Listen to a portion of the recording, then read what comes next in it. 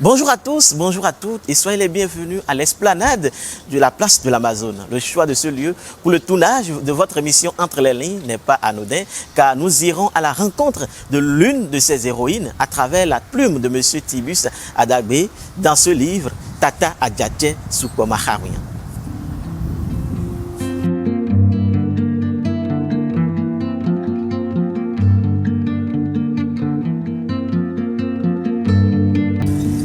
Bonjour monsieur. Bonjour. J'espère que vous portez bien. Très bien. Alors, que vous inspire cet espace, cette place? À moi particulièrement. Oui. Oui, ça m'inspire l'histoire. L'histoire de notre pays. Et plus particulièrement l'histoire militaire précoloniale de notre pays. D'accord. Vous êtes l'auteur de cette bande dessinée, Tata Adjache Sukwamaharuyan. Et quand on lit l'œuvre, on se pose la question, on se dit, mais donc, les Amazones, ce ne sont pas seulement les Dahomeyano qui composaient ce corps. Non. Il y a même déjà quelqu'un qui a fait un travail sur le royaume du Dahomey qui, selon lui, et certainement vous le connaissez, le professeur Maurice Aranzo Glelen, qui a dit que c'était déjà un État, une nation. Donc quand on dit nation, ce n'est pas une question d'ethnie. Tu vois? Donc le royaume du Dahomey avait déjà les institutions et tout le mécanisme de fonctionnement qui propre aux États modernes. Voilà. Donc, c'est normal donc, que l'armée d'un pareil royaume ne soit pas une armée ethnique. Donc, le corps des Amazones, ce n'était pas un corps constitué de femmes, d'abonnés, non. Alors, il s'agit de l'histoire de Tata Adjache, une fille, Holly, une captive qui est devenue Amazone et plus tard reine. Ouais. Pourquoi avez-vous choisi un tel profil? Bon, d'abord parce que l'histoire est belle. Et quand d'ailleurs la place de l'Amazone, quand ça a été inauguré, oui. J'ai vu tout de suite par rapport à tout ce qu'il y avait comme débat autour, j'ai vu vraiment qu'il y avait un grand vide. Il y avait que les gens n'avaient pas suffisamment de connaissances sur l'histoire des Amazones. Vous voyez, statue de 30 mètres. Vous voyez comment le sol est marbré, tout est beau. Mais ça ne sert pas à grand chose si vous venez et que vous ne savez pas ce que c'est. Justement. Donc je me suis dit, ça c'est le rôle de nous autres, intellectuels, écrivains, journalistes. Et donc je me suis dit qu'il fallait faire quelque chose. Mon objectif c'est de montrer qu'il pouvait avoir une vie humaine, des réalités très humaines derrière la vie des Amazones. Donc l'Amazone devrait cesser d'être ce personnage un peu anonyme à qui on attribue un ensemble de forces et de faiblesses et tout. Et je suis tombé sur l'histoire vraie de cette Amazone, Tata Adjache. Je me suis dit qu'une histoire vraie devrait être plus motivante. Donc voilà mon déclic. Et comment a été fait le travail entre dessinateur et écrivain? J'ai vraiment eu la chance de tomber sur le jeune Kenneth Ihotogwe, qui est aujourd'hui en train de poursuivre ses études en beaux-arts et tout en France. Alors je suis tombé sur lui. D'abord, j'ai vu que c'était quelqu'un avec une énorme capacité de travail. Ce qui est un atout. Parce que vous voyez par exemple une BD comme ça qui fait à peu près 65 planches. Le dessinateur peut être talentueux. Mais s'il n'est pas un bosseur, s'il n'est pas un travailleur, s'il ne sait pas travailler sous pression, vous allez faire 3 ans, 4 ans, vous n'aurez jamais validé la moitié des planches. Parce que, comme je le dis, ce n'est pas une histoire générale. Oui, c'est une histoire réelle. Alors, vous, quand vous voulez transmettre un message issu d'une histoire réelle, vous faites quoi? Vous faites très attention à tous les détails de l'histoire, l'environnement, oui. Comment par exemple, comment les villages étaient, comment les cases étaient, comment les traits physiques. Oui. Donc, ce n'est pas aussi simple que ça. Savoir dessiner n'est pas suffisant pour faire ce type de BD. Il faut savoir rester fidèle au premier coup de crayon que tu as fait. Et comment tu fais pour rester fidèle au premier coup de crayon? sur, je dirais, près de 70 planches. C'est pas aussi simple que ça. Alors, nous sommes sous le règne de Dada Guézo. Et est-ce que ce roi vous inspire quelque chose de particulier ou... Disons de façon plus précise que l'histoire chevauche deux règnes. Le règne du roi Guézo et le règne du roi Glélé.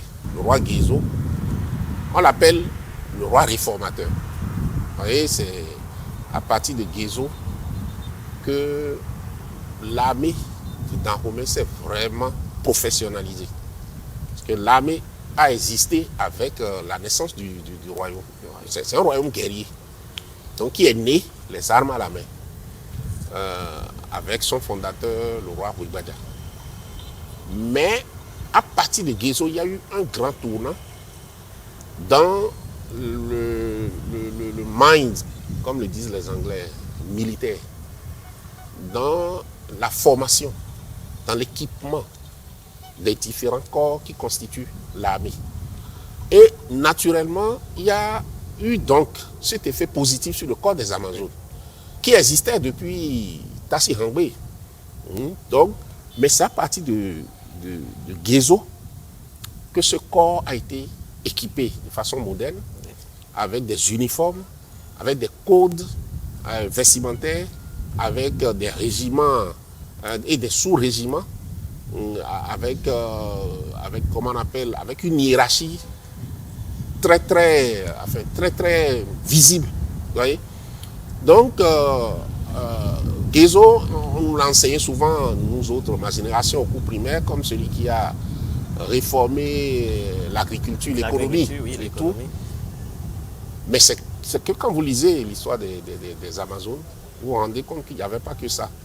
Et ici, nous sommes sur une DD qui aussi parle de l'histoire. Comment est-ce qu'on arrive à transcrire tout cela et avec une telle précision? Quelle est votre démarche d'écriture? Bon, déjà, il faut être passionné par ce qu'on fait. Moi, je n'ai pas une formule magique et tout. Et puis, comme je l'ai déjà dit à un de vos confrères, faut pas, moi, je n'écris pas pour avoir du succès. En fait, j'écris en tâchant de bien écrire. Et je crois que ça doit être suffisant. D'essayer de bien faire ce qu'on fait. Tu peux très bien faire et ne pas avoir du succès aujourd'hui. C'est pas grave.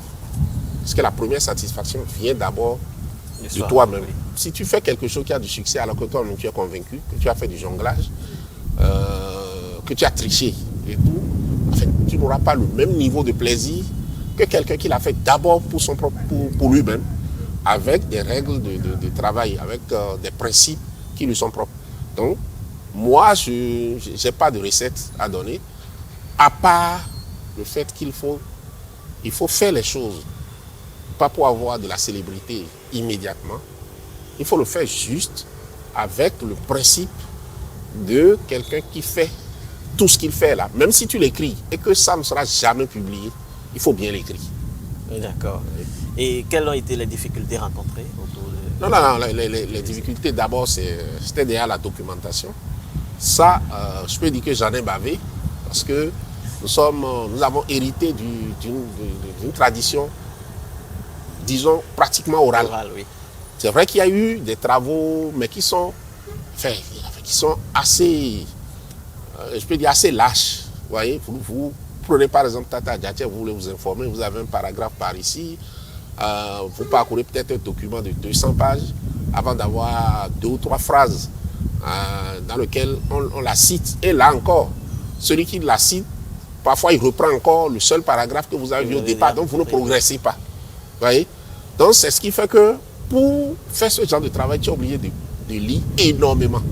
Et une histoire comme celle de Tata Adiaté, vous ne l'écrivez pas sans créer un environnement. Pour créer cet environnement aussi, vous avez besoin de vous documenter. Parce que dedans, quand vous lisez, vous voyez bien qu'il y a d'autres sujets qui entrent dedans. Oui, vous voyez? C'est-à-dire le coup d'État fait au roi Danozan, par exemple, ça apparaît dedans. Les rapports entre les descendants du Tchatcha de Souza, ça apparaît dedans. Donc il y a beaucoup. Et puis les rapports entre le royaume du Dahomey et le royaume d'Abeokuta. Tous ces rapports apparaissent. Donc c'est pas que on veut parler de Tata Diaté, puis du début à la fin. Oui. Non, c'est pas ça. Ça a été aussi romancé. Hein. Oui, ça c'est obligatoirement comme ça. C'est comme quand vous suivez parfois des histoires vraies qu'on remet, sur lesquelles on fait par exemple un film. L'histoire est vraie, mais sur le film, vous êtes obligé de romancer parce que vous n'avez pas tout. Vous ne pouvez pas tout avoir. Donc, il y a c'est un grand puzzle, et puis il y a des pièces qui manquent. C'est comme le Titanic. Oui. Nous avons tous regardé le Titanic, nous avons aimé. Mais quelle preuve vous avez qu'il y a vraiment eu une histoire comme ça sur le Titanic? Oui. En fait, l'histoire d'amour a servi de prétexte pour parler du Titanic, par exemple, pour parler du drame du Titanic. Oui. Mais l'histoire d'amour, c'est une romance. Tu vois, ça a été créé. Mais pour parler du Titanic, c'est pareil. Si vous voulez parler d'un roi, vous voulez parler de quelque chose qui concerne l'histoire, à moins que ce soit quelque chose de très très récent, de très contemporain, sur lesquels vous avez tous les détails possibles. Bah, sinon, en dehors de ça, la technique, c'est que vous écrivez, mais vous bouchez les trous. Voilà. Alors, la deuxième difficulté, oui, c'est de faire paraître un livre. Faire paraître un livre. Lorsque vous avez fini d'écrire, moi j'ai par exemple fini Tata Diaté il y a 1 an. Tout était prêt il y a 1 an. Mais après, vous ne comprenez pas pourquoi il faut faire peut-être tout ce travail. Et après, être encore obligé de taper de porte en porte, de poireauter dans les salles d'attente et tout, pour qu'on vous jette des miettes, pour vous permettre d'aller sortir un livre. Vous voyez, si vous avez un peu d'orgueil ou d'amour propre, vous pouvez finir des travaux comme ça, les garer et décider de ne pas les faire paraître. Parce qu'il y a un coût. Et comme vous regardez dans notre environnement, quel est le mécanisme qui est efficace réellement, je veux dire, le mécanisme efficace, qui permet à quelqu'un de se concentrer juste sur le travail intellectuel et se dire qu'il y a un mécanisme qui existe et qui peut prendre le relais dès que lui a fini l'aspect technique. Non. Donc ça pose c'est que vous finissez et après vous vous transformez encore en ci ou en ça, en chercher de l'argent, trouver des fonds, ça c'est franchement ça bloque. Vous voyez, ça bloque énormément la créativité. Je suis convaincu qu'il y a beaucoup de gens qui ont des projets. Il y en a même qui les ont déjà terminés. Mais ces projets sont là. Donc vous posez donc un problème de manque de soutien à l'endroit des écrivains béninois. En tout cas, le terrain est vide. Vous voyez, le terrain est vide. Et je crois que ça fait partie des chantiers sur lesquels les dirigeants doivent travailler. Vous voyez, parce que la créativité, à mon avis, existe. Et il ne faudrait pas que ceux qui créent des œuvres de l'esprit, ceux qui font un travail intellectuel, aient le sentiment que parfois on préfère la facilité en encourageant d'autres corps du monde artistique. Parce que le retour sur investissement est beaucoup plus palpable. Genre, si vous mettez de l'argent, par exemple, à un artiste qui chante, qui vous fait à Talakou, il chante votre nom, tu vois, ça passe tout de suite, tout le monde sait que vous avez mis les choses et tout. Alors que vous dites, du côté d'un poète, par exemple, qui écrit des textes un peu fermés, ou déjà toi-même qui dois y mettre les sous, tu ne comprends pas grand-chose, et tu n'es pas sûr que ça fera l'effet, même si tu te dédicaces ça de la première page à la dernière, tu ne vois pas trop. Mais c'est plus pour la postérité. Ah oui, c'est pour la postérité. Mais il faut comprendre ça comme ça, tu vois. C'est ce qui fait parfois que les gens sont frustrés. Les gens sont frustrés de celui, même le peu qu'il y a. Quand tu vois le niveau de répartition, c'est selon le niveau de culture de celui qui veut donner. D'accord, nous sommes déjà à la fin de cette émission. Dites-nous, quel est votre mot de fin? Alors, je suis très content que cette émission se tienne ici. Quand je suis revenu, j'ai regardé davantage la statue. Et puis, j'ai vu des détails et tout. Il y a certains détails que vous allez retrouver dans Tata Diaté. Il y en a d'autres sur Tata Diaté que vous n'allez pas retrouver. Oui, justement. Là. Bon, on ne va pas faire ce débat. Merci beaucoup. Merci beaucoup. Amis internautes, nous sommes déjà à la fin de ce numéro de Entre les lignes. D'ici là, portez-vous bien.